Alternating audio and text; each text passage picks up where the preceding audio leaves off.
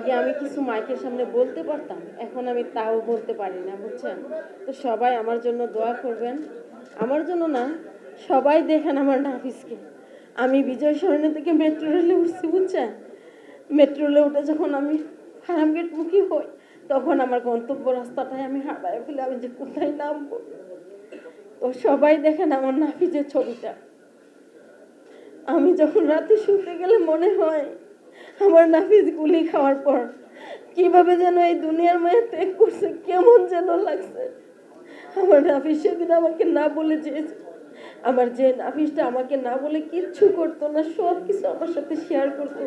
হয়তো এই কথাটাও এসে আমার সাথে শেয়ার করতো যে আম্মু 4 তারিখে এক দফা এক দাবিতে গিয়েছিলাম যে স্বাধীন করে আসছে, কিন্তু আমার আল্লাহ আমার কাছে আর আমার নাফিসকে আনলেন না। তো যখনই আমি ফার্মগেট মুখী হই, আমার আসলে আর ইয়ার কোনো কিছু মনে থাকে না। যাই হোক,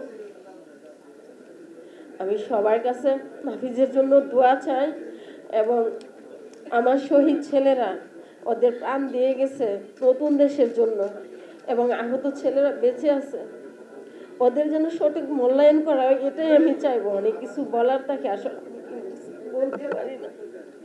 যখন আমার নাফিজের চেহারাটা আমার সামনে ভেসে আসে, আজকে 1.5 বছর হয়ে যাবে, আমি কিন্তু রাতে ঘুমাতে পারি না।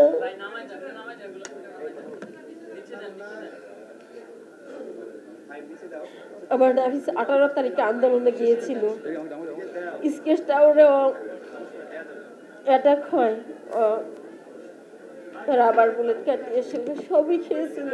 তো আন্দোলন করতে করতে করতে করতে আমার নাফিস বাসায় আসছে, কিন্তু 4 তারিখে আমি বলছিলাম বাবা আজকে তুমি একা যাও না, নাফিজের বাবাও বলছিল সাথে যাবে, আমিও বলছিলাম সাথে যাব, কিন্তু আমাকে ওভাবে বলে না যে আম্মু আমি বের হচ্ছে আন্দোলনের উদ্দেশ্যে, বলছিল সামনে বের হচ্ছে। বিজলি কেবলস এর স্কিন কোটেড ইনসুলেশন আগুন প্রতিরোধী। বিজলি কেবলস, নিরাপদ আজীবন। সবসময় আমার নাফিস আমাকে সালাম না দিয়ে করতে বের হইতো না, সেদিন হয়তো আমাকে বলে না যার কারণে আমাকে সালাম দেন। সর্বনাশ, আমার নাফিস আমাকে ঠিক 3টায় সালাম দেয়। আমি ছিলাম নামাজের বিছনায়, আমি নামাজের বিছনায় ওর সাথে কথা বলার পর আমি বলছিলাম যে বাবা তুমি কোথায়? ও বলছিল সালাম দিয়ে, ও প্রথমে বলছিল আম্মু আমি তো বের হয়েছিলাম হাঁটার জন্য, হাঁটতে হাঁটতে আম্মু আমি আন্দোলনে এসে পড়ছি। তখন আমি বলি তুমি কোথায় কোথায় আন্দোলনে আছো?